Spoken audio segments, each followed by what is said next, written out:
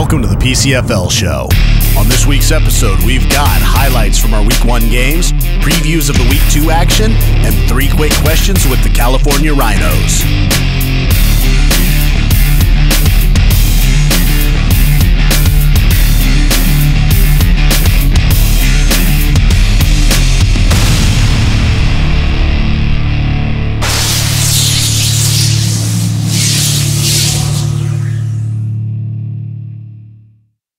The PCFL Show is brought to you in part by 916 Design Studio. For all your design needs, call 916-747-9255. Also by La Cabana Restaurant in Suisun, the best in home-style Mexican cooking. Call 707-429-5871.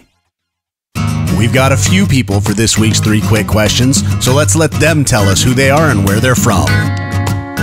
Josh Vallis. Charles Freeman, Bristol, Washington, California Rhinos. Okay, first question. How long have you been playing football, or how old were you when you first started? 13 when I started playing football. I was about 24. And then when I found out how easy it was to toss guys around, especially big guys, kind of drew me in. Maybe 20 years. This league, well, actually longer, because I've been playing these leagues since '93. Other than the game itself, what has football taught you, or what has it helped you with in life? It's taught me leadership, how to maintain a straight line and a structure within my life, and kept me goal-oriented. I learned about a lot of leadership, the rules of being healthy, eating right, eating a lot. You guys are coming off a great Week 1 performance. What are you looking forward to most about the rest of this season? I'm looking forward to, moving on to actually finally winning that championship. I've been in 2 games, and it's just, we're that close both times, so I'm looking to get one step further. Oh, I'm looking forward to winning it. Period, point blank, nothing less. So we're gonna get it. That says it all. Thank you, California Rhinos, for being on 3 quick questions, and good luck with the rest of the season. Now let's get to the highlights. This week's Barnstormer highlights are brought to you by Air Filter Control. When clean air matters, go to airfiltercontrol.com. The Stallions get on the board first with this 32-yard pass from Kevin Vite to Anthony Royal for the touchdown. Danny Betancourt's extra point is good, and the Stallions are up. But the Barnstormers come right back with a 29-yard pass from Jamie Jensen to Nick Breland. Alex Vaca puts the point after up, but it doinks off the uprights. 7-6 Stallions. Later on in the second quarter, this shovel pass to Adam Ramos sets the Barnstormers up with excellent field position. Jamie Jensen then hits to Daryl Mason for the touchdown. And this time Vaca's point after is good. Later on in the quarter, the Barnstormers are driving again, but the ball is fumbled, and Jerry Barnes recovers and takes it 44 yards for the touchdown. And on the next possession, 30 seconds later, Jerry Barnes picks it off and takes it to the house for the touchdown. Another Betancourt point after was good, and the Stallions had a 21-13 lead at the half. Midway in the third quarter, Kevin Vite hits Anthony Royal for a 30-yard touchdown, their second of the day. And near the end of the third quarter, Kevin Vite hits Bobby Madu with a 38-yard touchdown pass. The Barnstormers start to come back as Jamie Jensen hits Randy Lambert, who makes some great moves and goes 35 yards for the touchdown. The Barnstormers go for 2, but veteran standout Ron Birdsall steps in the way and picks it off. And the next offensive series for the Barnstormers is cut short as Jerry Barnes picks off his second of the day. And your final score is Stallions 35, Barnstormers 19.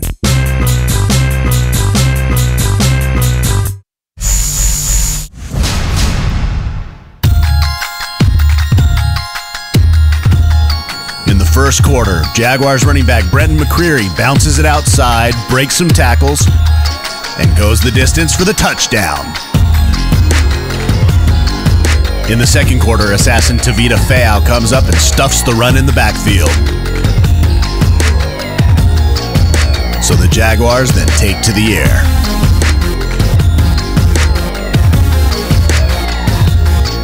And a few plays later, Ronnie Small hits Damare Williams for the touchdown.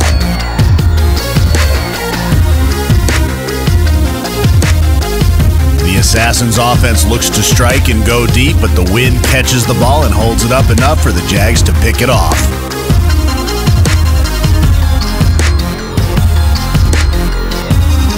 And a few plays later, the Jaguars extend their lead.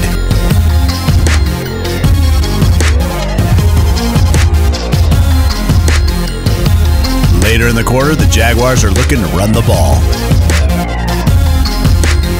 But it's a fumble, and Chris Blanson scoops it up and takes it back for the touchdown. The Jags extend their lead with a Justin Bergendahl field goal. And the scoring's capped off with this Dominic Miller touchdown run.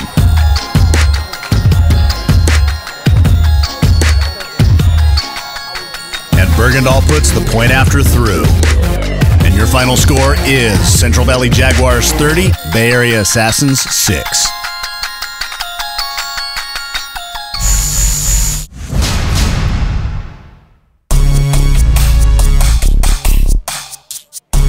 A botch snap early on by the Rhinos results in an easy 7 for the Heat.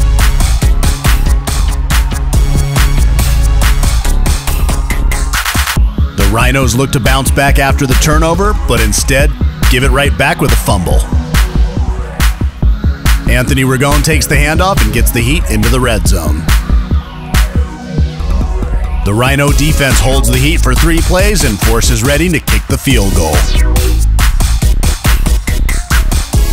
With momentum starting to build the Rhinos' way, John Mosley takes the kick and takes it to the house for the touchdown.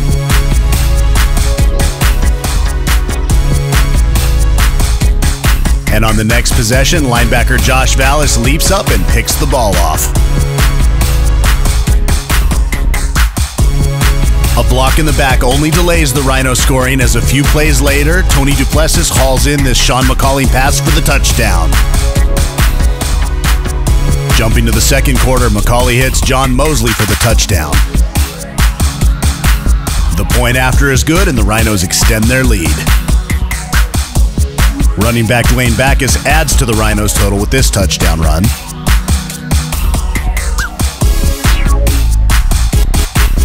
Anthony Gagliano puts another point after through. And Heat quarterback Scotty Armstead scrambles in for this 18-yard touchdown. Chris Embry puts the point after through for the Heat.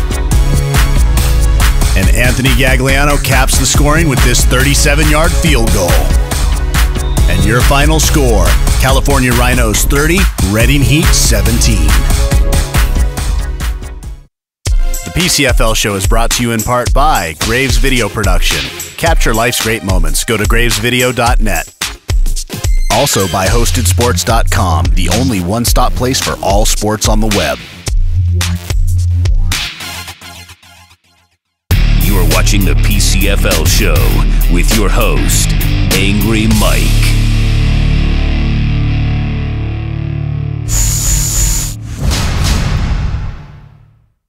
After settling for a field goal early, the Fury offense started to get things moving as Derek Morrison picks up 16 on this run, and Kyle Providence snares this Blake Morey pass.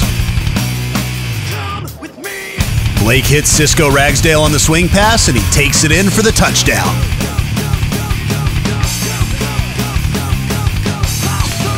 Later in the quarter, Outlaw quarterback Andrew Betancourt hits Chris King, who takes it 45 yards into Fury territory. The Outlaws take another couple shots down the field, but the pass is broken up by the Fury defense. A pass interference penalty gives the Outlaws great field position. But the Fury defense rises to the challenge and stops them on downs. The Fury look to move out of the shadow of the end zone, but the pass is picked off by Ryan Campbell. Jumping to third quarter action, Andrew Betancourt drops back to pass, but he's picked off by Johnny Walker. A block in the back nullifies the return.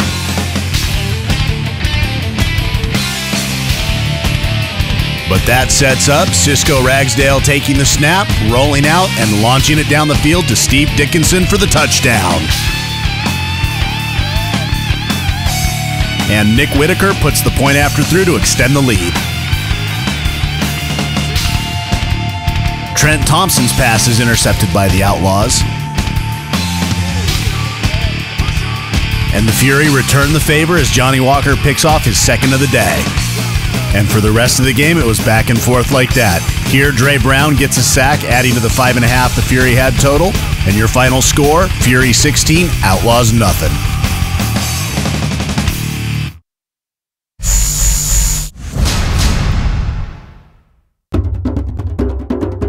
Early in the first, the Solano Chiefs are picked off by Steve Harris, giving the Giants great field position.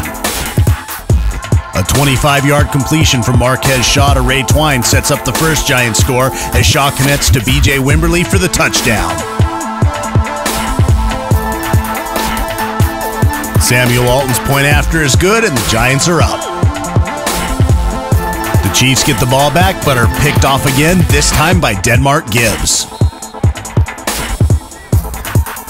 Shaw hits Wimberly again, this time connecting for a 30-yard touchdown.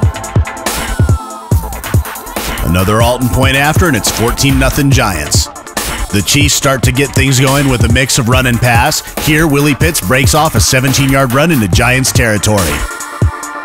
And Marcus Relaford punches it in for the touchdown. The Chiefs go for the conversion, and Ben Ojeda hits Austin Winston for 2. Later on in the second quarter, Shaw hits Deshaun Hosey Jr. for 25 yards. And Norman Brooks finishes off the drive with an 8-yard touchdown run. After the Chiefs turn over on downs, the Giants give it right back when Shaw's picked off by Mike Dixon. Jumping into the third quarter action, Shaw hits Hosey Jr. with a one-handed catch in traffic for 32 yards. And the Giants finish off the scoring in the fourth quarter with Shaw's third touchdown pass of the day to Eric Williams for 17 yards. The point after is good, and your final score is Golden State Giants 28, Solano Chiefs 8. Now let's get to our performers of the week.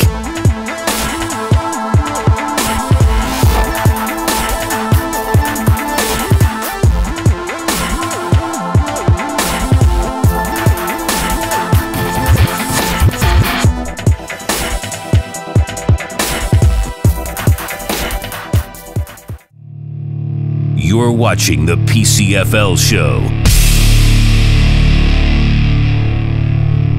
The Solano Chiefs are the team with a bye this week, so we'll have their previews next week.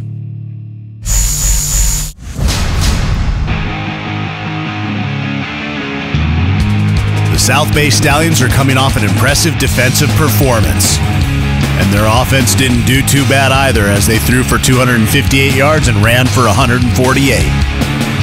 Can they maintain that balance against an Outlaw team whose defense is their strong point? And can the Outlaws' offense get into a rhythm? The South Bay Stallions take on the East Bay Outlaws this Saturday at Liberty High School, sponsored by Pittsburgh Smog. Call 925-432-PASS. The Reading Heat started out strong in Week 1, but then momentum swung the other way. Can they get out to a fast start on the road against a strong Central Valley Jags team who opened some eyes on opening weekend? I think whoever wins the turnover battle in this one will win the game. The Reading Heat take on the Central Valley Jaguars this Saturday, Walker Park in Galt, 5:30 kickoff. The Delta Ducks are a merger between the Placer County Bears and the River City Gators. Let's find out from Anthony Parham how things are progressing. Just each week in and week out, we're getting to know one another and getting to understand one another, and we're playing as a whole instead of as individual units. We're not an offense and a defense, we're a team. We're the Ducks. The Barnstormers are going to be hungry after a disappointing Week 1 loss. Can they minimize the turnovers and come out with the win? The Barnstormers take on the Ducks this Saturday, Del Oro High School. Kickoffs at 5 o'clock, sponsored by Fast Freddy's Pizza of Roseville.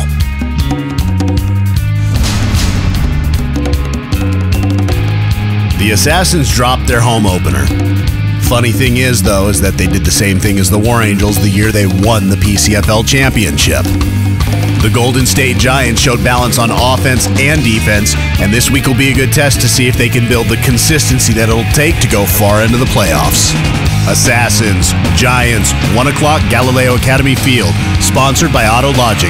Complete auto service. Call 650-589-9791.